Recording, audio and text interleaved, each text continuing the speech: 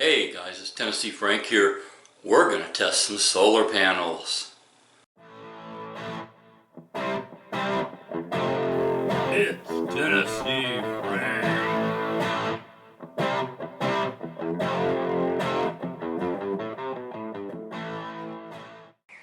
Alright, it's a little bit after noon here, so the sun's up good and high. Good clear day, no clouds. And we're going to do some solar panel testing. Now that I have a unit that'll take more than 100 watts input. We have this NECTEC 100 watt panel here. We have a Zumbros 120 watt 18 volt panel here. Then we have this Dokia 160 watt panel. And then this big guy back here, that's a HQST 190 watt panel. We're going to get these put out there in the sun, line them up with the little gizmo I picked up to make sure we're getting maximum input, and then we're going to plug it in and just see what kind of input we're going to get off of these. So first up, we're going to do this 100 watt. Alright, we have our 100 watt panel set up and lined up pretty good. I mean, dang near square.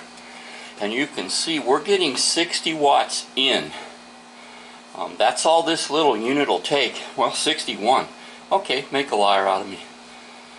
But more or less, that's all this is going to take. It's not going to take any more. So with a 100 watt panel, you're going to max this little guy out. So let me go ahead, swap cables, and we'll see how much this guy will take in. Okay, like I was going to show you in the last video, here's the little door that you pop open, and it's kind of stiff. So we need to use a little something to pop it open. And inside here is where you have your plugs. You got a regular cable because it has a built-in power brick, and then here's your XT60. So that's where we'll be plugging this in. So let me spin this back around, and this should have an automatic on. So once I plug it in, we should be able to see how much we're getting. So let me plug it back in.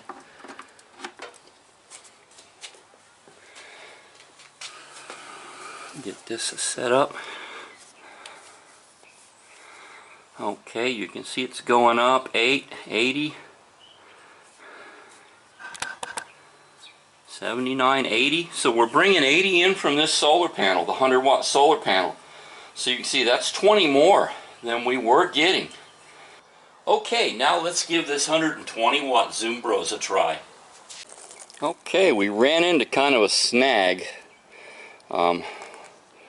We have the Anderson connector that comes from that panel, but I don't have anything to turn it from Anderson into MC4 to use this panel to plug in to the XT60. So we cannot test the 120 watt panel. Alright, next on the list we're going to do 160 watt from Dokia. Okay, fortunately for us, the Dokia panel has a plug that goes from a SAE plug to an XT60. So I'm able to plug it in, and we can see with that 160 watt panel we are getting 129, 130 watts. So it's performing fairly well. Considering as hot as it is, these panels normally don't work good when it's hot. But yeah, we can see right there, we're doing pretty good. So that's a decent amount of power out of that 160, and it's portable, and it adapts to this power station really well because it has the XT60. Last but not least, we're going to give this 190 watt a try, see just what we get out of it.